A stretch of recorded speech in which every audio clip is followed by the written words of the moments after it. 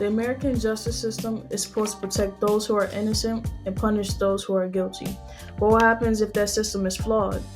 I'm your host, Michelle Williams, and today we're going to talk about Bryan Stevenson's use of storytelling to expose systemic injustices, and then we'll connect those themes to the policy changes under the Trump administration. Bryan Stevenson is a lawyer, activist, and the founder of the Equal Justice Initiative.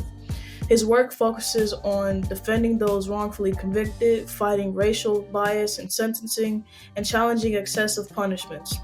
Throughout Just Mercy, Stevenson tells the stories of people who have suffered under a broken legal system, making the statistics personal and powerful. One of the most famous cases in Just Mercy is Walter McMillan's, a black man wrongfully convicted and sentenced to death in Alabama. His story highlights how deeply flawed the justice system can be, especially for black communities.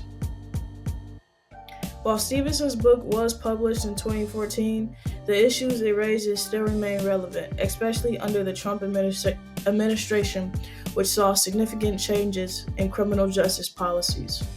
During Trump's presidency, policies such as the rollback of Obama-era criminal justice reforms disproportionately affected black communities. For example, the Department of Justice under Jeff Sessions rescinded an Obama-era directive that sought to reduce the use of private prisons, leading to an increase in their use for federal inmates. According to a 2023 study from the Brennan Center for Justice, federal executions resumed after a 17-year pause, and this affected black inmates. Guidance on mandatory minimums.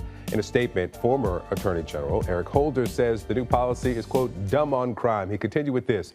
It's an ideologically motivated cookie-cutter approach that has only been proven to generate unfairly long sentences that are often applied indiscriminately and do little to achieve long-term public safety. Legal scholars argue that while Just Mercy highlighted past injustices, the Trump administration showed how fragile reform efforts can be. For example, the rollback of federal oversight on police departments weakened efforts to address systemic misconduct. One of the most significant shifts was the Justice Department's directive under Attorney General Jeff Sessions to pursue the maximum possible sentences.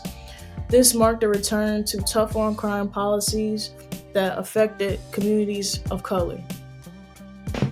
The Trump administration introduced major shifts in the justice system. One of the most notable changes was the reinstatement of harsh sentencing guidelines. Attorney General Jeff Sessions directed federal prosecutors to pursue the maximum possible sentences. The administration also revived the federal death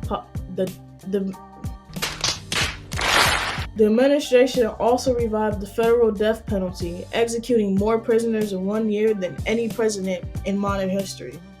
The First Step Act, a rare bipartisan reform, was passed in 2018 to reduce sentences for some nonviolent offenders. However, its impact was limited, as other Trump-era policies, such as increased immigration detentions and harsher sentencing laws, and this pretty much counteracted much of its progress. If you come to our country illegally, this is one of the consequences you could face. First of all, do not come to our country illegally. You will be removed and you will be prosecuted. But know that this facility is one of the tools in our toolkit that we will use if you commit crimes against the American people. The Sentencing Project reported in 2022 that racial disparities in sentencing remained high, with Black Americans incarcerated at nearly 5 times the rate of white Americans. Highest incarceration rate in the world. We are addicted to locking people up.